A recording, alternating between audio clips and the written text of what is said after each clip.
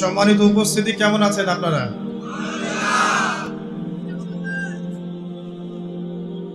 আলহামদুলিল্লাহ আলা কুল্লি হাল ওয়া ফি কুল্লি মাকান। যদিও বা বর্তমান প্রেক্ষাপটে একজন মুসলিম ভালো থাকতে পারে না। বর্তমান প্রেক্ষাপট এতই খারাপ, কিয়ামতের আলামতগুলো এমনভাবে প্রকাশ হয়েছে এখন যে একজন ইমানদার মুসলিমের পক্ষে নিশ্চিন্তে থাকা আর ভালো থাকাটা খুব কষ্টকর।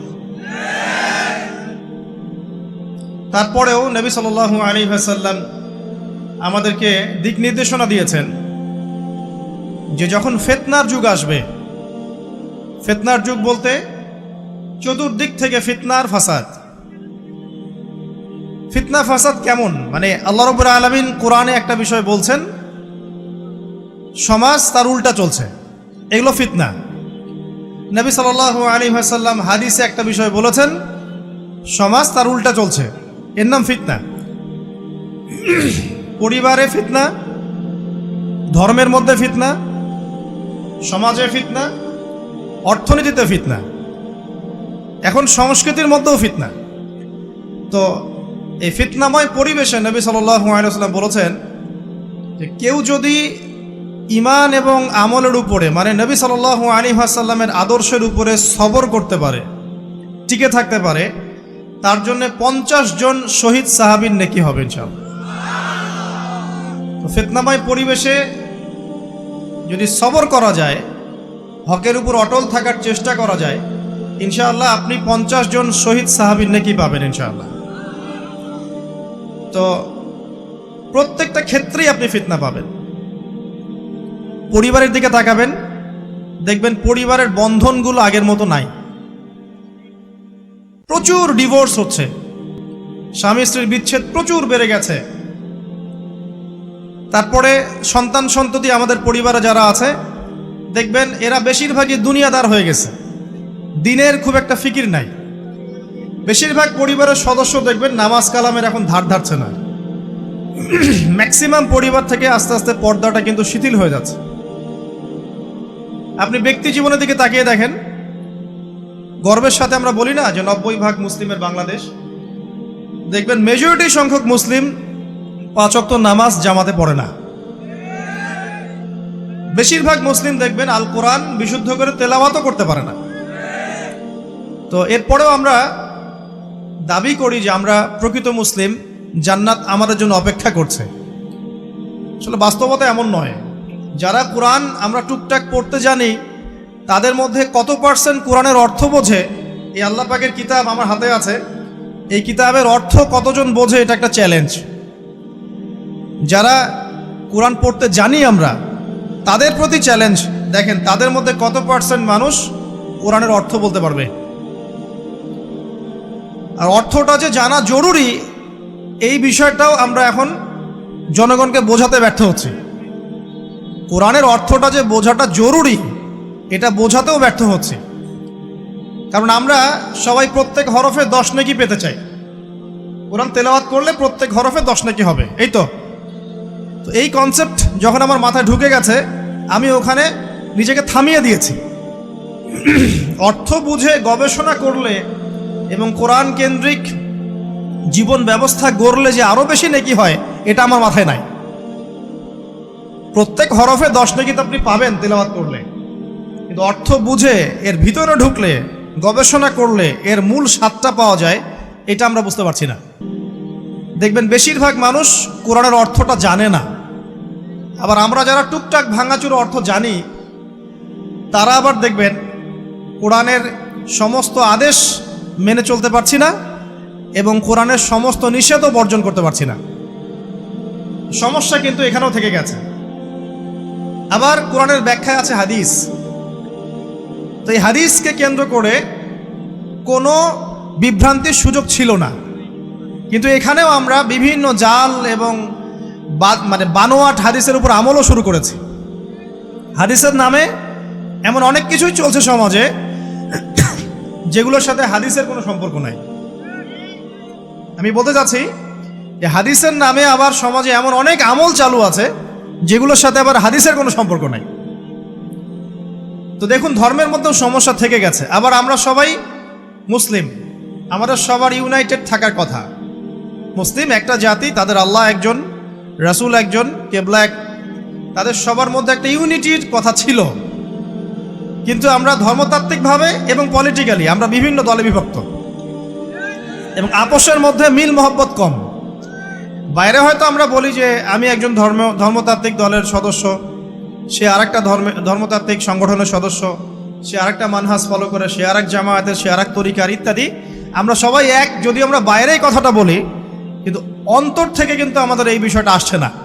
আমরা ভিতর থেকেই ঐক্যবদ্ধ হতে পারতাম, তাহলে উম্মার আজকে এই অবস্থা হতো না। দেখুন, ধর্মকেন্দ্রিক অনেক প্রবলেম থেকে গেছে এখনো। আবার আল্লাহ রাসূল সাল্লাল্লাহু আলাইহি ওয়াসাল্লাম হাদিসের মধ্যে এবং আল্লাহ পাক কোরআনের মধ্যে ধর্ম নিয়ে বাড়াবাড়ি করতে নিষেধ করেছেন। ধর্ম নিয়ে বাড়াবাড়ি করো না, তোমরা নিজেদের ধর্ম পালন করো। তা আমরা নিজের ধর্ম যতটা না পালন করি, অন্যের ধর্মের দিকে আঙ্গুলটা তার চেয়ে বেশি তুলি। আমরা আগে নিজের রিলিজনটাকে ঠিক মতো পালন করি, দেখবেন সমাজ ঠিকই পরিবর্তন হয়ে গেছে ইনশাআল্লাহ। তো আমি একটা ধর্ম পালন করি বলে অন্য ধর্মের মানুষের প্রতি বিদ্বেষ পোষণ করতে হবে বা তাদের উপর ঘৃণার মনোভাব প্রকাশ করতে হবে, এটা আল্লাহ পাক শেখান নাই, তার রাসূল শেখান নাই। আল্লাহ এবং তার রাসূল কি শিখিয়েছেন?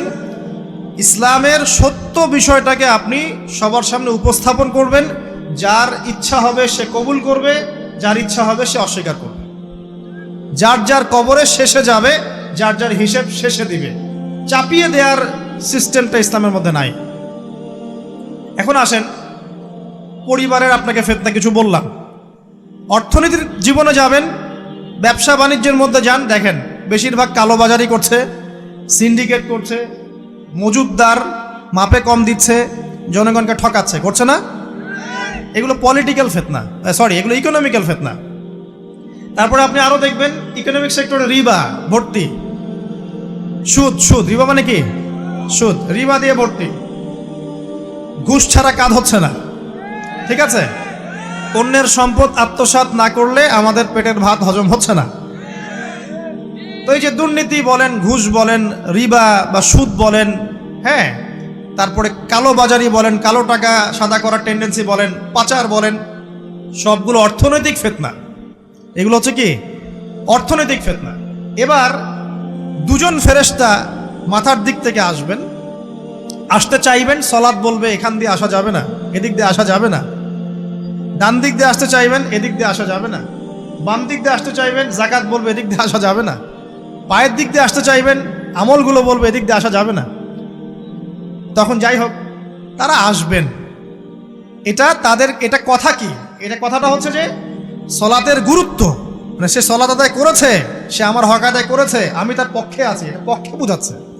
রোজা বলবে আমি ওর পক্ষে আছি, তাকে আপনি কোনো শাস্তি দিবেন না, আমি তার পক্ষে আছি। আপনারা দুজন তাকে শাস্তি দিবেন না, আমি যাকাত তার পক্ষে আছি, এটা পক্ষে থাকার কথা। তারপরেও তারা আসবেন, চোখগুলো হবে নীল এবং কালো বর্ণ, নীলাপ চোখের কালো।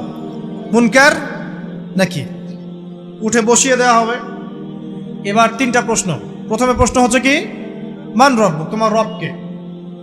তখন মুমিন বান্দা বুক ফুলিয়ে বলবে রব্বি আল্লাহ, আমার রবকে আল্লাহ।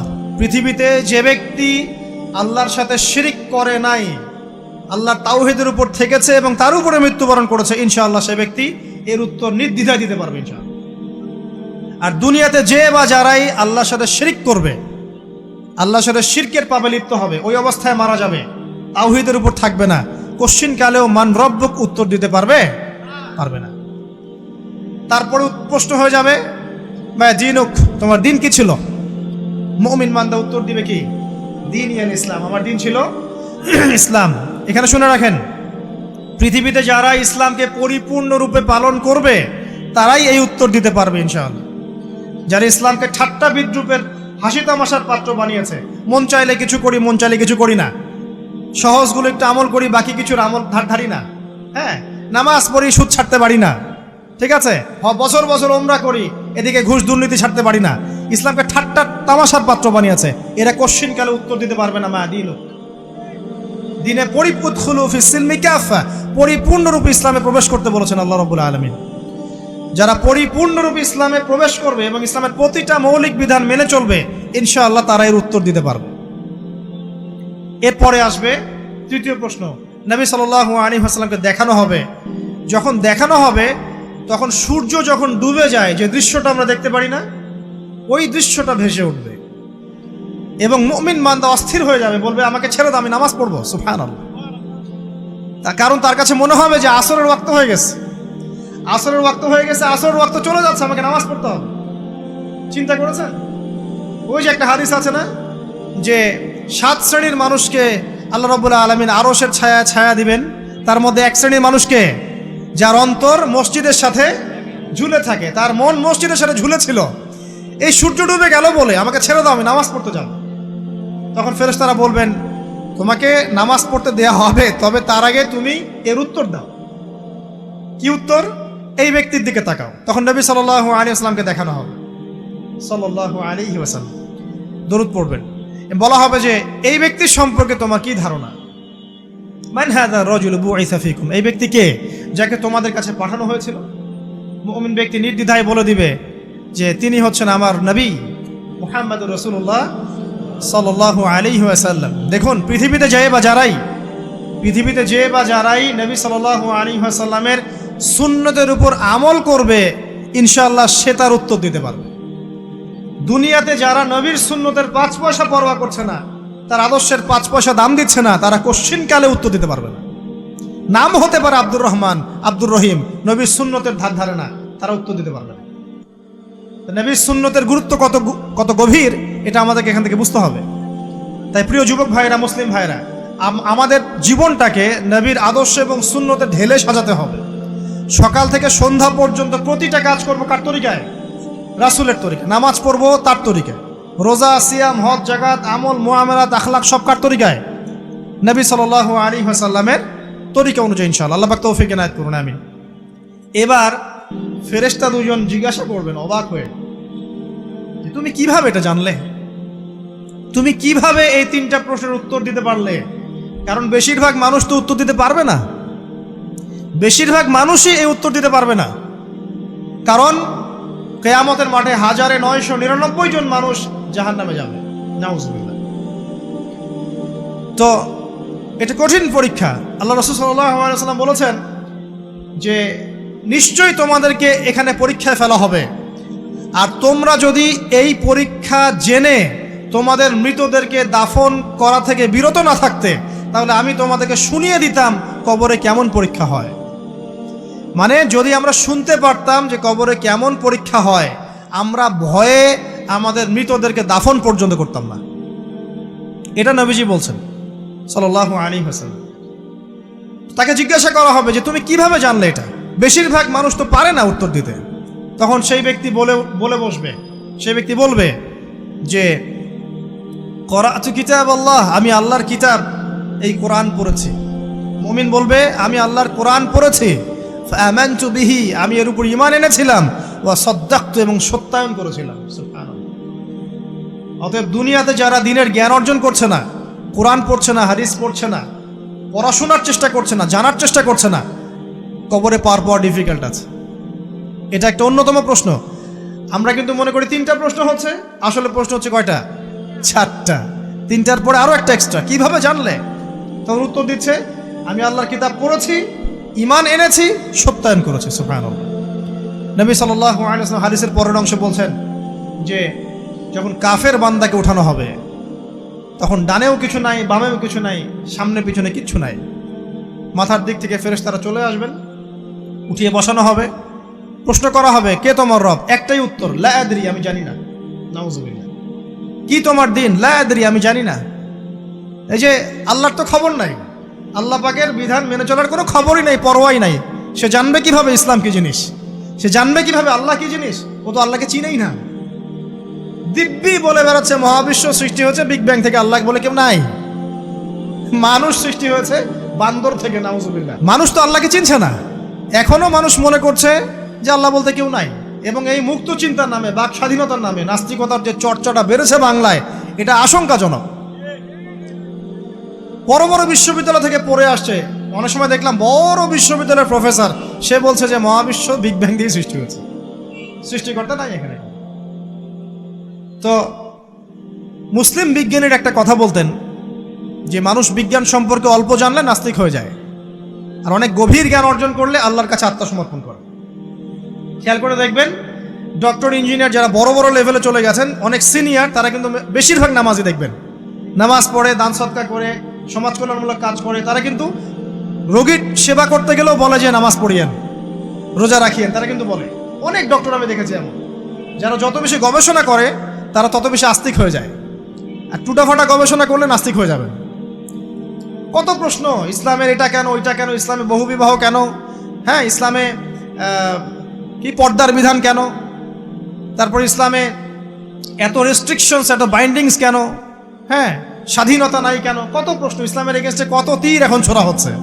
তো এই ব্যক্তি কেমন করে উত্তর দিবে যে মাহদিনুক, তোমার দিন কি? আল্লাহর দিকে কত প্রশ্ন ছোড়া হচ্ছে, কত শিরকের পাপ আমরা করছি, অনেক সময় মুসলিম হয়েও শিরকের পাপ করছি। কিভাবে উত্তর দিবে মান রব্ব? 3 নাম্বার প্রশ্ন যখন করা হবে, এই ব্যক্তিকে দেখো দেখি, সে বলবে যে আমি জানি না এই ব্যক্তিকে, তবে শুনেছিলাম, মানুষের মুখে শুনেছিলাম, মানুষ যা বলতো আমি তাই বলতাম। মানে সে রাসূল সাল্লাল্লাহু আলাইহি ওয়াসাল্লামের নাম শুনেছিল হয়তোবা, কিন্তু তার সুন্নত বা আদর্শ কখনো মেনে চলে নাই, পারলো না। এবার জান্নাতি ব্যক্তি হলে কি হতো? ওই যে সূর্য ডুবছিল যেখানে, তার দৃষ্টির সীমা পর্যন্ত কবরকে প্রশস্ত করে দেওয়া হতো, এবং জান্নাতের একটা দরজা তার কবরে খুলে দেওয়া হতো। এটা কিভাবে করা হবে সেটা আল্লাহ পাক জানেন, এটার ব্যাখ্যা করার জ্ঞান আল্লাহ আমাদেরকে দেন নাই। যেই মানুষের ক্ষুদ্র জ্ঞানে মানুষ ব্যাকটেরিয়া ভাইরাস নিয়ে গবেষণা করতে হিমশিম খেয়ে যায়, সে মহাবিশ্বের স্রষ্টা নিয়ে কিভাবে গবেষণা করে? আল্লাহ পাকের অসীম জ্ঞানের সামনে আমার জ্ঞান কি? খুবই ক্ষুদ্র। একটা হাদিসে এসেছে বুখারী শরীফের মধ্যে, যে একটা মহাসমুদ্রের মধ্যে যদি একটা পাখি 1 ফোঁটা পানি উঠিয়ে নিয়ে যায়, ওই 1 ফোঁটা পানি হচ্ছে মহাবিশ্বের জ্ঞান, আর বাকি পুরো মহাসাগর হচ্ছে আল্লাহ পাকের জ্ঞান। তো আমরা এই ক্ষুদ্র জ্ঞানের মানুষ হয়ে আল্লাহর জ্ঞানকে কেমন করে পেনিট্রেট করতে পারি? তো আল্লাহ পাক জান্নাতের দরজাগুলো খুলে দিবেন, একটা দরজা খুলে দিবেন, সেখান থেকে বাতাস আসবে, জান্নাতের নাজ নেয়ামত উপভোগ করতে থাকবে, এবং তার রূহটাকে সবুজ রঙের পাখির আকৃতিতে জান্নাতে রেখে দেওয়া হবে। ইল্লিন মানে ওখানে জান্নাতের নিয়ামত সে পাবে। এটাকে বলা হয় দারুল বারজাখ বা বারজাখের জীবন। জীবন অনেকগুলো, একটা ছিল রুহের জগৎ। রুহের জগতে আমরা সবাই ছিলাম।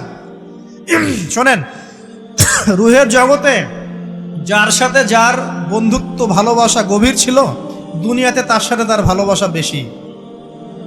এটা হয়তো জানেন না, জানতেন হাদিসটা? রুহের জগতে যদি কখনো আপনার সাথে আমার দেখা হয়ে থাকে, দুনিয়াতে আপনার সাথে আমার দেখা হবে ইনশাআল্লাহ। রুহের জগতে যদি আপনার আমার মধ্যে ঘনিষ্ঠ ভালোবাসা থেকে থাকে, এখানেও ভালোবাসা হয়ে যাবে ইনশাআল্লাহ। এটা বলে আমি আবার তোমাদের বয়ফ্রেন্ড গার্লফ্রেন্ড ভালোবাসা বুঝাই নাই, ওই ভালোবাসার কথা বলি নাই। আবার রুহের জগতে বিদ্বেষ, এখানেও দেখবেন বিদ্বেষ। ওটা একটা জগৎ ছিল যেখানে আল্লাহ পাক সমস্ত আদম সন্তানকে সৃষ্টি করে তাদের রুহটাকে রেখেছিলেন এবং ওয়াদা নিয়েছেন। কি ওয়াদা? আল্লাহ পাক বলেছিলেন আলাস্তু বিরব্বিকুম, সূরা আরাফের 182 নম্বর আয়াত পড়ে দেখবেন, 182 নম্বর আয়াত। আল্লাহ পাক বলেছিলেন যে আমি ওয়াদা নিয়েছিলাম, আলাস্তু বিরব্বিকুম, আমি কি তোমাদের রব নই? আমরা সবাই বলেছিলাম বালা ইয়া রব্বি, অবশ্যই আপনি আমাদের রব। দুনিয়াতে এসে আমরা ভুলে গেছি। এই ভুলে যাওয়াটা মনে করায় দেওয়ার জন্যই আল্লাহ পাক আসমানে কিতাব নাজিল করেন, নবী রাসূল পাঠান, আমাদের কান পর্যন্ত ইসলামের দাওয়াত পৌঁছে দেন, যাতে আমরা মনে করতে পারি। এবার আসেন রুহের জগতের পর আসলাম এই যে দুনিয়ার জগৎ, দারুদ দুনিয়া। দুনিয়ার মধ্যে আছি হয়তো 50, 60, 70, 100 বছর হাইয়েস্ট। এরপর যাবে দারুল বারজাখ, বারজাখের জগৎ। পাপী ব্যক্তি হলে জাহান্নামের দরজা খুলে দেওয়া হবে, আর জাহান্নামের সে আযাব ভোগ করতে থাকবে, এবং পুণ্যবান ব্যক্তি হলে জান্নাতের দরজা খুলে দেওয়া হবে, এবং এর নাজ নেয়ামত সে ভোগ করতে থাকবে। তখন তাকে বলা হবে এটা জান্নাতের সেই জায়গা যেখানে তুমি থাকবে। এটা দেখার সাথে সাথে, শোনার সাথে সাথে তার যে খুশি, উৎফুল্লতা আরো অনেক বেড়ে যাবে। এবং সে কি করবে জানেন? সে পৃথিবীতে ফিরে আসতে চাইবে। সে বলবে আমাকে আমার পরিবারবর্গকে জানাতে দেন, আমাকে আমার পরিবারবর্গকে জানাতে দেন যে আমি ভালো আছি। তখন ফেরেশতারা তাকে বলবেন যে এটা সম্ভব না, তোমার এবং তাদের মাঝে দারুল বারজাক আছে, তুমি এটা ভেদ করে যেতে পারবে না। তখন তার আত্মাটাকে ইল্লিনে দেওয়া হবে, একটা সবুজ পাখির আকৃতিতে জান্নাতে ঘুরে বেড়াবে ইনশাআল্লাহ। আর যদি জাহান্নামী হয় তাহলে যে বললাম, দরজা খুলে যাবে জাহান্নামের, মর্মান্তিক আযাব তার দিকে আসতে থাকবে, কবর সংকুচিত হয়ে আসবে এমনভাবে যাতে তার বাম পাজর ডান পাজরের ভিতরে এইভাবে ঢুকে যাবে, নাউযুবিল্লাহ। এবং এই আযাব চলতে থাকবে ইলা ইয়াউমি ইউবআসুন, পুনরুত্থানের দিন পর্যন্ত। এখন এই যে হাদিসটা আপনারা শুনলেন, এই হাদিসটা ব্যক্তিকেন্দ্রিক নয় কি? এখানে তিনটা বিষয় আপনাকে ফোকাস করতে হবে আমাদেরকে। এক, তাওহীদ, আল্লাহ পাকের তাওহীদ। দুই, রিসালাত, রাসূলুল্লাহ সাল্লাল্লাহু আলাইহি ওয়াসাল্লামের রিসালাত। এবং আখিরাত, পরকাল। এই তিনটা বিষয় খুব স্বল্প কথায় বলছি। দেখুন, তাওহীদ কি? আল্লাহ পাকের একত্ববাদ। এক আল্লাহকে আপনি সৃষ্টিকর্তা মানবেন, রিজিক দাতা মানবেন, পালন কর্তা মানবেন, সন্তান দাতা, ভালো মন্দের মালিক, সমস্ত কিছুর মালিককে আল্লাহ। আল্লাহ আল্লাহ আমাকে বাঁচিয়ে রেখেছেন, আল্লাহ আমাকে মৃত্যু দিবেন, আল্লাহ আমাকে রিজিক দেন, আল্লাহ আমাকে সন্তান দিবেন, আল্লাহ আমার ভালোর মালিক, আল্লাহ মন্দের মালিক, আল্লাহ সমস্ত কিছুর মালিক। এই কনসেপ্ট পরিষ্কার থাকবে, লা ইলাহা ইল্লাল্লাহ পরিষ্কার থাকবে। সমস্ত বিষয় কার পক্ষ থেকে? আল্লাহর পক্ষ থেকে। এই তাওহীদ, সংক্ষিপ্ত কথায় বললাম তাওহীদ। এর মধ্যে তিনটা ক্লাসিফিকেশন আছে, রুবুবিয়্যাত, উলুহিয়্যাত, আসমা ও সিফাত। এটা আপনারা কিতাবুত তাওহীদ বই থেকে পড়ে নিয়েন। সংক্ষেপে বলে দেই, রুবুবিয়্যাত আল্লাহ পাকের সমস্ত বিষয়গুলো তার দিকে সম্বন্ধ করা, সৃষ্টিকর্তা, পালনকর্তা, রিজিক দাতা সবকে আল্লাহ। উলুহিয়্যাত কি? দুনিয়াতে এসেছি আল্লাহ পাকেরই দাসত্ব করতে হবে, অন্য কারো দাসত্ব চলবে না, তাওহীদ উলুহিয়্যাত। আসমা ও সিফাত কি? আসমা সিফাত মানে হচ্ছে আল্লাহ পাকের নাম গুণাবলীগুলো আছে, আল্লাহ পাক রহমান, আল্লাহ পাক রহিম, আল্লাহ পাক রাজ্জাক, হ্যাঁ, আল্লাহ পাক গফুর, আল্লাহ পাক শদীদুল ইকাব, সমস্ত গুণাবলী কার? আল্লাহ। এই হলো আসমা ও সিফাত। আল্লাহ পাক যেমন, আল্লাহ পাক তেমন, আল্লাহ পাক নিজের মতো, কারোর সাথে তুলনীয় নন। ওয়াল্লাহু আহাদ, একক। আল্লাহুস সামাদ, তিনি অমুখাপেক্ষী। লাম ইয়ালিদ ওয়া লাম ইউলাদ, তিনি জন্ম দেননি, জন্মিতও নন। ওয়া লাম ইয়াকুল লাহু কুফুয়ান আহাদ, তার সমতুল্য আর কিছুই নাই। আল্লাহ থেকে সবকিছু হয়, এটাই হলো তাওহীদ। এখন এর তাওহীদের বিরুদ্ধে গেলে কি হয়ে যাবে? শিরক। কেউ যদি মনে করে যে আল্লাহ ছাড়া কেউ আমাকে জীবন দিতে পারে, আল্লাহ ছাড়া কেউ আমাকে মারতে পারে, আল্লাহ ছাড়া কেউ আমাকে রিজিক দিতে পারে, অথবা আল্লাহ ছাড়া কেউ সন্তান দিতে পারে, আল্লাহ ছাড়া অন্য কারো কাছে কেউ যদি দোয়া করে, আল্লাহ ছাড়া অন্য কারো জন্য নজর মানত করে, আল্লাহ ছাড়া অন্য কারো নামে কসম খায়, আল্লাহর হালালকে হারাম করে দেয়, আল্লাহর হারামকে হালাল করে নেয়, ঠিক আছে? আল্লাহ থেকে শুভ অশুভ আসে না, শুভ আল্লাহর পক্ষ থেকে আসে, অশুভ শয়তানের পক্ষ থেকে আসে, এমনও যদি কেউ মনে করে, শুভ অশুভ দুটোই আল্লাহর পক্ষ থেকে আসে, কিন্তু কেউ যদি মনে করে না শুভগুলো আল্লাহর পক্ষ থেকে, অশুভগুলো শয়তানের পক্ষ থেকে, এমনও যদি মনে করে, শিরক হয়ে যাবে। মুসলিমরা চলাফেরায় শিরক করছে। এখন মুসলিমরা আল্লাহ ছাড়া অন্য কারো কাছে চাচ্ছে, মুসলিমরা অনেকে কবরে সেজদা করছে, মুসলিমরা অনেকেই মৃত মানুষের কাছে দোয়া করছে, হাতে বালা পরে আছেন, খোলেন না। কেন খোলেন না? ভয়ে যদি আপনার ক্ষতি হয়, শিরক। মুসলিমরা দেখবেন আগুনের সামনে মাথা নত করছে, মুসলিমরা এখন মেডিটেশন করে, ধ্যান করে, মুসলিমরা জিনকে তাবে করতেছে, অনেক সময় দেখা যায় মুসলিমরা জাদু করতেছে, জাদুবিদ্যা, কুফরি কালাম করছে না? করছে। সবই শিরক, সবই শিরক। মুসলিমরা দেখবেন আল্লাহর হালাল যেগুলো আছে এগুলোকে হারাম করে ফেলছে, আবার অনেক সময় আল্লাহর হারামগুলোকে হালাল করে নিচ্ছে। সুদ কি ভাই? এখানে ফরজ, হালাল করে নেওয়া হয়েছে। মদ কি? তোমাদের কাছে তো ওয়াজিব, না খাইলে ঘুম হয় না। তো এই যে আল্লাহ হারামগুলোকে কি করছি আমরা? হালাল করে ফেলছি, এটাও শিরক, কুফরি একটা। তো এক কথায় তাওহীদের উপর যারা থাকবে, মান রব্বক উত্তর দিতে পারবে ইনশাআল্লাহ। যারা শিরক করে ফেলবে ওই অবস্থায় মারা যাবে, মান রব্বক উত্তর দিতে পারবে না। আমার কথা কি বোঝা যাচ্ছে? আমি সহজ করার চেষ্টা করছি, কিন্তু হয়তো পারছি না, এটা আমার ব্যর্থতা। এক কথায় যদি আমরা কবরের প্রথম প্রশ্নের উত্তর দিতে চাই, তাহলে আমাদেরকে অবশ্যই তাওহীদের উপর থাকতে হবে, শিরকে যাওয়া যাবে না। প্রিয় ভাইরা, শিরকের পাপ থেকে আজকে তওবা করে ফেলবেন। আল্লাহ জেনে না জেনে জীবনে যত শিরক করেছে আল্লাহ মাফ করে দাও, আমিন। এবং আগামী দিনগুলোতে শিরকের পাপে লিপ্ত হয় না। প্রিয় ভাইরা, যদি আপনার আমল নামায় আসমান জমিন সমানও পাপ থাকে, শিরকের পাপটুকু না থাকে, আল্লাহ পাক আপনার পুরো পাপ মাফ করতে পারবেন ইনশাআল্লাহ। আল্লাহ পাক বলেছেন, মেরাজের রাতে নবী সাল্লাল্লাহু আলাইহি ওয়াসাল্লামকে আরশে আজিমের কাছে উঠিয়ে নিয়ে আল্লাহ পাক 3টা ওহী করেছেন। কয়টা ওহী? একটা ছিল 5 ওয়াক্ত নামাজ, ঠিক আছে? 2টা হচ্ছে 2 নাম্বার হচ্ছে সূরা বাকারার শেষের 3টা আয়াত। 3 নাম্বার একটা ওয়াদা, একটা প্রতিশ্রুতি। সেটা কি? হে মুহাম্মদ সাল্লাল্লাহু আলাইহি ওয়াসাল্লাম, তোমার উম্মতের মধ্যে কেউ যদি আসমান জমিন সমান পাপ নিয়ে আমার সামনে হাজির হয় কিন্তু আমার সাথে কাউকে শরিক না করে, শিরক না করে, তাহলে আমি আল্লাহ তার সামনে আসমান জমিন সমান ক্ষমা নিয়ে হাজির হব, মানে মাফ করে দেওয়া হবে ইনশাআল্লাহ। অতএব শিরকের পাপে যায়েন না, ইনশাআল্লাহ জান্নাতে যাওয়া যাবে। যে ব্যক্তি মন থেকে একবার লা ইলাহা ইল্লাল্লাহ পড়েছে, সমস্ত বিষয় আল্লাহর দিকে সুপর্দ করে, তার অন্যান্য অনেক পাপ থাকতে পারে, আল্লাহ পাক চাইলে সব পাপ মাফ করতে পারেন। অতএব মান রব্বকে উত্তর দিতে চাইলে শিরকের পাপে যাওয়া যাবে? যাবে না। আধুনিক শিরকের মধ্যে সবচেয়ে ভয়ঙ্করটা হচ্ছে এটা যে আমরা আল্লাহর হালালকে হারাম করে নিচ্ছি, হারামকে আবার হালাল করে ফেলছি। এখানে যায় না। সব কিছু আল্লাহ থেকে আসে। দোয়া আল্লাহর জন্য করবেন, নামাজ আল্লাহর জন্যে, সব কিছু ইবাদত আল্লাহর জন্যে, দ্বীনি ইলম অর্জন আল্লাহর জন্যে। প্রতিটা কাজের করার আগে নিয়াত ফিক্স করবেন, কেন করব? পরকালীন স্বার্থ থাকলে করব, না হলে করব না। কেন তুমি টিকটকে যাবা না? কারণ পরকালীন কোনো স্বার্থ নাই। কেন তুমি ফ্রি মিক্সিং অ্যাফেয়ার্সে যাবা না? কারণ পরকালীন কোনো স্বার্থ নাই। কেন মদ খাবা না? পরকালীন কোনো স্বার্থ নাই। কেন মিউজিকে যাচ্ছ না? কারণ পরকালীন কোনো স্বার্থ নাই। কেন তুমি এই যে সুদ খাবা না? কারণ পরকালীন কোনো স্বার্থ নাই। যে কাজে পরকালীন কোনো স্বার্থ নাই সে কাজে কোনো মুমিন মুসলিম নাই। কেন নামাজ পড়বো? কারণ পরকালীন স্বার্থ আছে। কেন রোজা রাখবো? পরকালীন স্বার্থ আছে। কেন আমি হালাল বিয়ে করব, হারাম জেনায় যাব না? পরকালের স্বার্থ আছে। কেন আমি যাকাত দিব, ব্যবসা করব, সুদ খাবো না? কারণ পরকালের স্বার্থ আছে। কেন ইসলামের দাওয়াত দিব? পরকালের স্বার্থ আছে। কেন হাদিস প্রচার করব? কারণ পরকালের স্বার্থ আছে। ইসলামের জন্য সবর করব কেন? পরকালের স্বার্থ আছে। পরকালের স্বার্থ যেখানে, মুসলিম সেখানে। পরকালীন স্বার্থ নাই, আমরা নাই। প্রত্যেকটা কাজ করার আগে নিয়াতটা ফিক্স করতে হবে। পরকালের কোনো স্বার্থ আছে? যদি বলে হ্যাঁ আছে, তাহলে করবেন। স্বার্থ নাই, আমি নাই। কোনো ফুজুল কি বাত বা ফাহেসা কোনো কাজ, এসব কাজে আমরা নাই, বিকজ এগুলোতে কোনো পরকালীন স্বার্থ নাই। ব্যাস, আমাদের জীবনের প্রতিটা মোমেন্ট, প্রতিটা সেকেন্ড আল্লাহর দেয়া দান। আমি নিজের ইচ্ছা মতো এটাকে অপব্যয় করতে পারি না। হ্যাঁ, আপনি মিউজিক শুনতে চান, আপনি সং পছন্দ করেন, আপনি নাশিদ শোনেন, ইসলামিক নাশিদ শোনেন, ওখানে আপনার ইমান একটু দীপ্ত হবে, পরকালীন স্বার্থ আছে।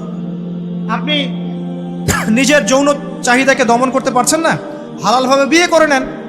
বিয়ে করার পর আপনি যত ইচ্ছা স্ত্রীকে মহব্বত করেন, প্রত্যেকটা মহব্বতে নেকি পাবেন। এমনকি স্ত্রীর দিকে নেক নজরে তাকাবেন, তাতেও নেকি। তার মুখে খাবার তুলে দেবেন, তাতেও নেকি। তার হাত ধরে হাঁটবেন, তাতেও নেকি। তাকে নিয়ে রাত্রে চাঁদ দেখবেন, তাতেও নেকি। আপনি আপনার নিয়তটাকে চেঞ্জ করেন, কাজের ডাইরেকশন চেঞ্জ করেন। পরকালের স্বার্থ থাকলে করবো, না হলে করবো না। আপনি পছন্দ করেন ঘুরে বেড়াতে, আল্লাহর দিনের দায়ী হয়ে ঘুরে বেড়ান না, সমস্যা কি? আল্লাহর জমিন ঘুরে দেখেন, এইসব অবান্তর কাজে লিপ্ত না থেকে আল্লাহ পাকের নিদর্শনগুলো ঘুরে দেখেন, আপনার ইমান বাড়বে ইনশাল্লাহ। আপনার সংস্কৃতি ভালো লাগে, ইসলামিক সংস্কৃতি মেনে চলেন। আপনি কবিতা লিখতে ভালোবাসেন, ইসলামিক কোনো কবিতা লেখেন। আপনি উপন্যাস পড়তে ভালোবাসেন, ইসলামিক কোনো উপন্যাস পড়েন। আমি বলছি না এগুলোর বাইরে কোনো পড়াশোনা করা যাবে না, এমনটা আমি কিন্তু বলছি না। আমি বলছি আপনি আপনার পুরো কাজটাকে আগে ফিক্স করবেন, পরকালের কোনো স্বার্থ আছে কি নাই। যদি হ্যাঁ দেখা যায় হ্যাঁ পরকালের স্বার্থ ঠিক আছে, অবশ্যই করেন, কোনো সমস্যা নেই। আল্লাহ পাক বোঝার তৌফিক দান করুন। তো দেখুন প্রিয় ভাইরা, শিরকের পাপে যাওয়া যাবে না।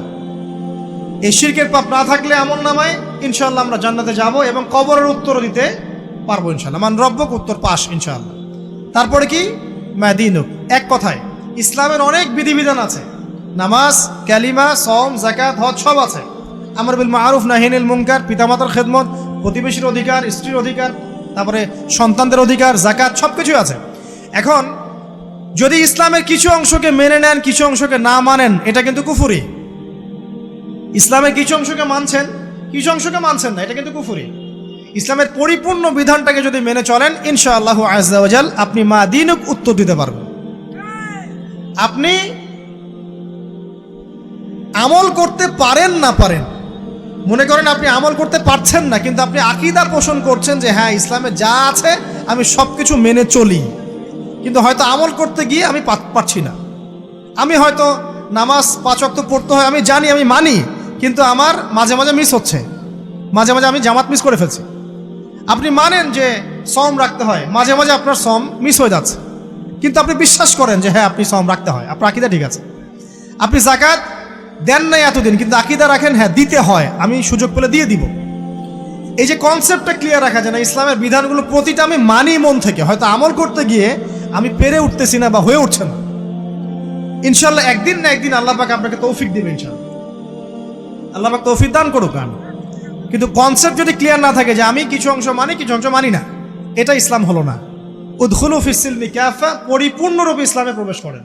দিনী বোন অনেকে আছে পর্দা হয়তো করতে পারছে না, কিন্তু মনে করে বিশ্বাস করে যে হ্যাঁ পর্দা করতে হয়, এটা ফরজ। ইনশাল্লাহ আল্লাহ চাইলে ওকে একদিন তৌফিক দিবে ইনশাল্লাহ। হয়তো এখন মুখ খোলা আছে, হয়তো বা আগে গেঞ্জি টি শার্ট পরে ঘুরতো, এখন সেলোয়ার কামিজ পরছে, ঢিলে ঢালা জামা পরছে, এখনো বোরখা পরছে না। ওকে তুচ্ছ তাচ্ছিল্য করার দরকার নাই আপাতত, ওকে আরো বুঝান, আরো নরম হন, আরো বুঝিয়ে সুঝিয়ে ইসলামের দিকে আনার চেষ্টা করে। এতদূর এসেছে ওই পর্যন্ত যাবে ইনশাল্লাহ, কারণ ও বিশ্বাস করে হ্যাঁ পর্দা করতে হয়, আমি মানি পর্দা করতে হয়, কিন্তু আমি এখন করতে পারছি না, ইনশাল্লাহ করব, আল্লাহ পাক চাইলে তৌফিক দিবেন ইনশাল্লাহ। তো এই যে বিষয়টা যে ইসলামকে মনে আগে ধারণ করা, যে না আমি মানি ইসলামের প্রত্যেকটা বিধান ঠিক আছে। চুরি করলে চোরের হাত কাটতে হয়, ইসলাম বলেছে। ডাকাতি করলে শাস্তি আছে, জেনা যদি কেউ করে 100 বেত্রাঘাত, মদ খাইলে 40টা বেত্রাঘাত, ব্যভিচার যদি করে কেউ, এই পরকীয়া করে বিবাহিত ব্যক্তি, রজম। এগুলো কেসাস, একজন হত্যা করলে তাকেও কেসাস করতে হয়। এই বিধানগুলো আছে। এখন আপনি বলতে পারেন আমি এই ওয়ার্ল্ডের প্রেক্ষাপটে এটাকে বাস্তবায়ন করতে পারছি না, কিন্তু আমি বিশ্বাস করি ইসলামে বিধানগুলো আছে, এটা আল্লাহর বিধান। ইনশাল্লাহ আপনি মাফ পেয়ে যাবেন, ইনশাল্লাহ আল্লাহ চাইলে আপনি মাফও পেয়ে যাবেন। কিন্তু যদি মনে করেন না এই যুগের এগুলো চলেই না, আমি আল্লাহ পাকের এসব বিধান কিচ্ছু মানি না, আমি যে বিধান বুঝি এটাই চূড়ান্ত, তাহলে খবর আছে, তাহলে মা দিনকে উত্তর দিতে পারবেন। তো বুঝেন, বিষয়টা বোঝেন, আকীদাটা ক্লিয়ার করেন যে না আমি পারতেছি না, এটা একটা বিষয়, কিন্তু আমি বিশ্বাস করি ইসলামের এগুলো অংশ, হয়তো আমি এখন পারছি না, ইনশাল্লাহ ভবিষ্যতে পারবো। আল্লাহ চাইলে আপনাকে তৌফিক দিবে ইনশাল্লাহ। আমরা দোয়া করি আল্লাহ পাক আমাদেরকে পরিপূর্ণরূপে ইসলামে প্রবেশ করার তৌফিক দান করুন। আর সর্বশেষ কি, এটা যদি করতে পারে মা দিনকে উত্তর দিতে পারবে। মান নবীকে উত্তর কখন দিতে পারবে? যখন একজন ব্যক্তি সারা জীবন নবী সাল্লাল্লাহু আলাইহি ওয়াসাল্লামের সুন্নতের উপর আমল করতে পারবে। এই যে ঘুম থেকে উঠলেন, ব্যাস ব্রাশটা নিয়ে দৌড়ে চলে গেলেন বাথরুমে, কি জন্য? ঘুম থেকে উঠলেন, আগে চোখটা একটু ঘষতে হবে, মুখে হাত দিতে হবে, তারপরে আপনি দোয়া পড়বেন। কি দোয়া পড়বেন? আলহামদুলিল্লাহিল্লাযী আহইয়ানা বা'দা মা আমাতানা ওয়া ইলাইহিন নুশুর। তারপরে আপনি যাবেন বাথরুমে। দোয়াটা না পড়ে কেন গেলেন? ঘুমাচ্ছেন, ঘুমানোর আগে আপনি অবশ্যই বলবেন। ঘুমানোর আগে একদম একটা গান শুনে, একটা গার্লফ্রেন্ডের সাথে 10টা মিনিট কথা বলে হ্যাঁ জান রাখি, ব্যাস, তারপরে ঘুমিয়ে গেলেন। ঘুমটা আপনার জন্য ইবাদত হলো না? হারামে লিপ্ত হতেন না? আল্লাহুম্মা বিইসমিকা আমুতু ওয়া আহইয়া পড়তেন, সূরা মুলক পড়তেন, সূরা কাফিরুন পড়তেন, সূরা ফালাক নাস ইখলাস পড়তেন, ঘুমিয়ে যেতেন। পুরো ঘুমটাই ইবাদত, পুরো ঘুমটাই নাকি ঘুমিয়ে আছেন নাকি পাচ্ছেন? আপনি ইচ্ছাকৃতভাবে আপনার আমলটা নষ্ট করলেন। ইস্তেঞ্জা করতে গেছেন, ইস্তেঞ্জা করতে গিয়ে গান শুরু করে দিল বাথরুমে। বাথরুম সিঙ্গার আছে না কিছু? বাথরুমে গান গাওয়ার জায়গা নাকি? তো ওখানে গান শুরু করলো। বাথরুমে গান গাবেন কেন? আপনি ঢোকার সময় বলবেন কি বিসমিল্লাহ আল্লাহুম্মা ইন্নী আউযু বিকা মিনাল খুবসি ওয়াল খাবাইস, এরপর ইস্তেঞ্জা করবেন, তারপরে আপনি গুফরানাকা বলে বের হয়ে আসবেন। পুরো ইস্তেঞ্জার সময়টুকু নাকি? নামাজ পড়তে দাঁড়িয়েছেন, এখানে রিয়া কোনো লৌকিকতা থাকবে না, লোকজন আমাকে দেখছে আমি ভালো করে নামাজ পড়ি, এমন থাকবে না। নামাজে দাঁড়িয়েছেন আল্লাহর জন্য খালেস। এখন আল্লাহ আপনার মাঝখানে আর কেউ নাই, আল্লাহ আপনার মাঝখানে আর কেউ নাই। এমনকি যা ইচ্ছা তাই নামাজ পড়বেন? একদল বের হয়েছে, এখন দেখি 2 ওয়াক্ত নামাজ পড়ে। তাদের বক্তব্য হচ্ছে যে 5 ওয়াক্ত নামাজ নাকি কোরআনে নাই, আর ওরা খালি কোরআন মানে হাদিস নাকি মানে না। কত যে ফেরকা এখন বের হয়েছে আল্লাহ ভালো জানে। তো 5 ওয়াক্ত নামাজ কোরআনে নাই বলে, সুবহানাল্লাহ। তো 2 ওয়াক্ত নামাজ পড়ে। এখন নামাজ কি মন গরম ভাবে পড়লেই হবে? ফজরের নামাজে দাঁড়িয়েছেন, ফজর নামাজ কয় রাকাত? 2 রাকাত। এখন আমি যদি বলি নামাজ তো ভালো কাজ, 2-এর জায়গায় 4 পড়লে কি সমস্যা ফজরে? যদি এমনটা বলি হবে? কেন হবে না? কারণ নবী সাল্লাল্লাহু আলাইহি ওয়াসাল্লাম 2 পড়েছেন, আমাকে 2 পড়তে হবে, সিম্পল। 4 পড়লে আপনার নামাজ বাতিল। ফজরের নামাজ 4 রাকাত পড়লে নামাজ কি বাতিল হবে না? মাগরিবের নামাজে দাঁড়িয়েছেন, 3 রাকাত নামাজ, তখন আপনি মনে চিন্তা করছেন না 3-এর জায়গায় আমি 4 পড়বো, 5 পড়বো। নামাজ তো ভালো জিনিস, বেশি করলে কি সমস্যা? সবকিছু বেশি করতে হয় না। রাসূলুল্লাহ সাল্লাল্লাহু আলাইহি ওয়াসাল্লাম যা দিয়েছেন তাই করতে হয়। এর নাম সুন্নত। বাইরে গেলে হবে কি? বেদাত। প্রত্যেকটা কাজ খেয়াল করতে হবে। তো প্রত্যেকটা আমল এভাবে। নামাজ, এই যে রোজা রাখবেন, রমজান মাসে রোজা রাখলে এটা ফরজ। আর আপনি চিন্তা করেন রোজা তো ভালো জিনিস, আমি রমজানেও রাখবো, শাবান পুরো 2 মাসে রাখবো, হবে? দেখেন, নফল বিষয়টা আলাদা, আমি ফরজের কথা বলছি। কেউ যদি মনে করে ফরজ রোজা আমি 2 মাসে রাখবো, রমজানও রাখবো, শাবানেও রাখবো, রোজা ভালো জিনিস করলে কি সমস্যা? হবে না। এভাবেই হজ করতে হয় ওইখানে আরাফার মাঠে। আপনি মনে করেন কুড়িগ্রামে হজের একটা জায়গা বানাইলাম আমরা, মনে করেন কথার কথা, এমনও কিন্তু জায়গা আছে মানুষ অন্য জায়গায় হজ করে। কিন্তু আপনি ভাবছেন এমনি বলছি, এমন অনেক ফেরকা আছে মুসলিমদের মধ্যে, মুসলিম নামধারী, এগুলো মুসলিম না, হজেরও জায়গা বানাইছে আলাদা, ওখানে হজ করে, ওখানে তাওয়াফ করে। এখন হজ যেখানে করতে হবে ওখানে না করে যদি এখানে করি, হবে না। যাকাত দেওয়ার একটা লিমিট আছে, এইটুক দিতে হবে। আপনি এখন কম দিলেন, হবে? আবার দিলেন না, আমি একদম বেশি দিয়ে ফাটায় ফেলাবো একেবারে, সেখানে হবে?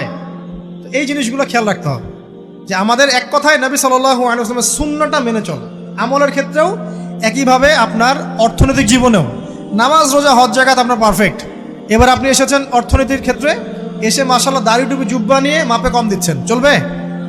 দাড়ি টুপি জুব্বা আছে, মানুষকে ঠকাচ্ছেন, মজুত করছেন, সিন্ডিকেট করছেন, অনেক সময় সরকারকে বিব্রত করে ফেলছেন, মাল মজুত করছেন, দাম বেড়ে যাচ্ছে, বিব্রত হচ্ছে সরকার, হবে?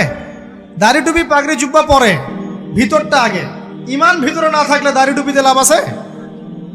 তাকওয়া ভিতরে না থাকলে আমার দাড়ি টুপি দিয়ে লাভ আছে? মুহসিন হতে হবে। সো ইকোনমিক সেকশনে গিয়েও নবীর আদর্শ ভুলে যাওয়া যাবে না, সেখানেও তার আদর্শ মেনে চলতে হবে। এভাবেই সমাজ জীবন, পরিবার, সর্বক্ষেত্রেই নবীর সুন্নাহ মেনে চললে পরে ওই ব্যক্তিকে উত্তর দেওয়া যাবে ইনশাআল্লাহ, তিনি আমাদের নবী মুহাম্মদ রাসূলুল্লাহ সাল্লাল্লাহু আলাইহি ওয়াসাল্লাম। সর্বশেষ গিয়ে বলা হবে কিভাবে জানলে? তখন উত্তর কি দিবে? মুমিন, আমি আল্লাহর কিতাব পড়েছি, ঈমান এনেছি, এরপরে আমি সত্যায়ন করেছি। তার মানে পড়াশোনা করতে হবে না ভাই? আল্লাহর কিতাব পড়তে হবে না? কারা কারা আল্লাহর কিতাব পড়তে জানেন? হাত তোলেন। আলহামদুলিল্লাহ। আগামী রমাজান আসার আগেই পুরো কোরআন এক খতম করবেন, পারা যাবে ইনশাআল্লাহ?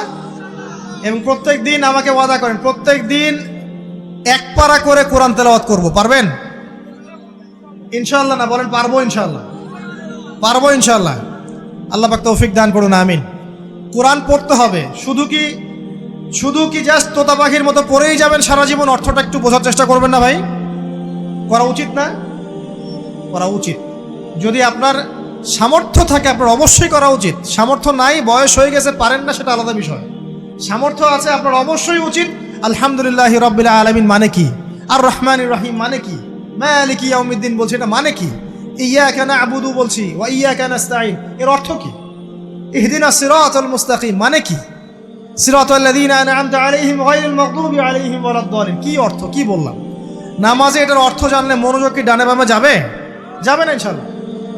এই যে আল্লাহ পাক বলছেন, ইয়া আইয়ুহাল্লাযীনা আমানুত্তাকুল্লাহ, হে মুমিনগণ আল্লাহকে ভয় করো, হাক্কা তুকাতিহি ওয়া লা তামুতুন্না ইল্লা ওয়া আনতুম মুসলিমুন, তোমরা এমনভাবে আল্লাহকে ভয় করো, ভয় করার মতো ভয় করো, এবং পরিপূর্ণ মুসলিম না হয়ে মৃত্যুবরণ করো না। এর অর্থটা জানলে ভালো লাগলো না? বুঝতে পারলাম না কোরআনটা? আল্লাহ বলছেন ওয়াদারু মা বাকিয়া মিনার রিবা, সুদের অবশিষ্ট অংশ ছেড়ে দাও। ওয়া ইল্লাম তাফআলু ফাআযানু বিহারবিন মিনাল্লাহি ওয়া রাসূলিহি, যদি না করো আল্লাহ এবং রাসূলের সাথে যুদ্ধের ঘোষণা শুনে রাখো।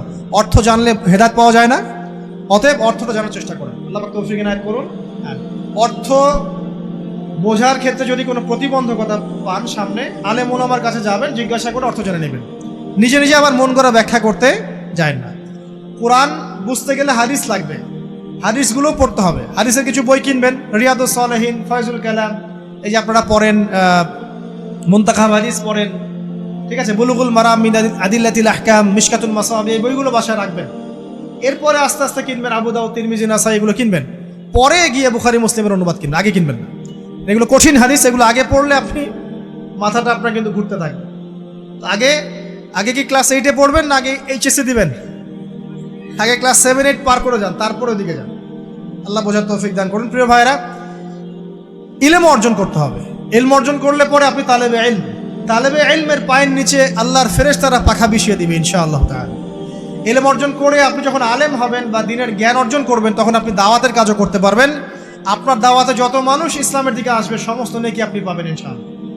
এবং যখন আপনি আরো বড় আলেম হয়ে যাবেন, আল্লাহ তৌফিক দান করুন, তখন আসমানের যত মাখলুক এবং জমিনের যত মাখলুক, এমনকি গর্তের মধ্যে যে পিপিলিকা আছে সেগুলাও, এমনকি সাগরের নিচের মাছ আপনার জন্য ইস্তেগফার করবে, দোয়া করবে ইনশাআল্লাহ। আল্লাহ পাক আমাদের সবাইকে শিরিক মুক্ত আমল করার তৌফিক দান করুন, আমিন। আল্লাহর তাওহীদের উপর থাকার তৌফিক দান করুন, আমিন। আল্লাহ পাক আমাদের সবাইকে দ্বীন ইসলাম পরিপূর্ণরূপে পালন করার তৌফিক দান করুন, নবী সাল্লাল্লাহু আলাইহি ওয়াসাল্লামের আদর্শ মেনে চলার তৌফিক দান করুন এবং দ্বীনের জ্ঞান অর্জন করার তৌফিক দান করুন। দুনিয়াতে আমরা যতদিন বেঁচে থাকবো ইসলামের উপর যেন বেঁচে থাকতে পারি, এবং আমাদের মৌতের পর দারুল বারজাখ বা কবরের জিন্দেগি আল্লাহ পাক আমাদেরকে এই ভয়াবহ ফিতনা থেকে, আযাব থেকে হেফাজত করুন, আমিন।